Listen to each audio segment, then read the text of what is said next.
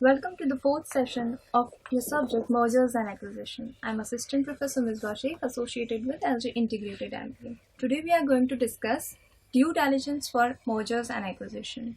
Now let's see what does it mean.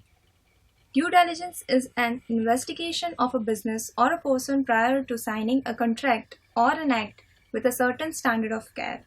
It can be a legal obligation, but the term will more commonly apply to voluntary investigation.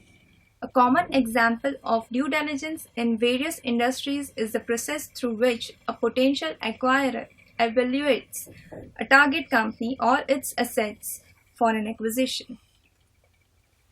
The theory behind the due diligence holds that the performing this type of investigation contributes to significantly informed decision making by enhancing the amount and the quality of the information available to decision makers and by ensuring that the information is systematically used to deliberate in a reflexive manner on the decision at the hand and all its cost, benefits and risks.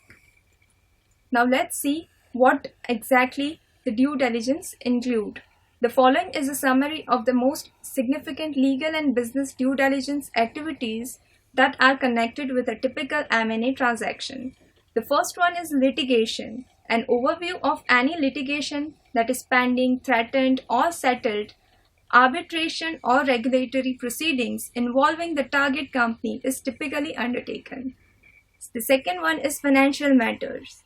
The buyer will be concerned with all the target company's historical financial statements and related financial matrices, as well as the reasonableness of the target's projections of its future performance. Technological or intellectual properties. The buyer will be very interested in the extent and quality of the target company's technology and intellectual properties. Tax matters. Now, tax matters in due diligence may or may not be critical.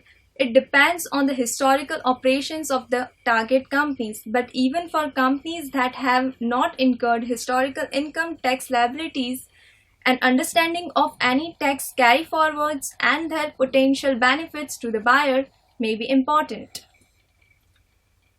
Next is customer or sales. The buyer will want to fully understand the target company's customer base, including the level of concentration of the largest customers as well as the sales pipelines. Strategic fit with the buyer.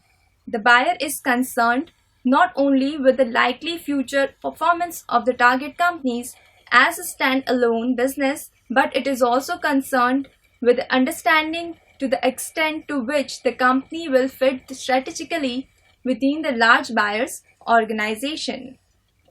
Next is the process of M&A. The process of M&A starts, as you already know, we had a discussion about this in our last session. It starts with formation of a strategy and then we find out the target company. Then comes the due diligence process. Now, due diligence process is first planned and then we organize the due diligence activities.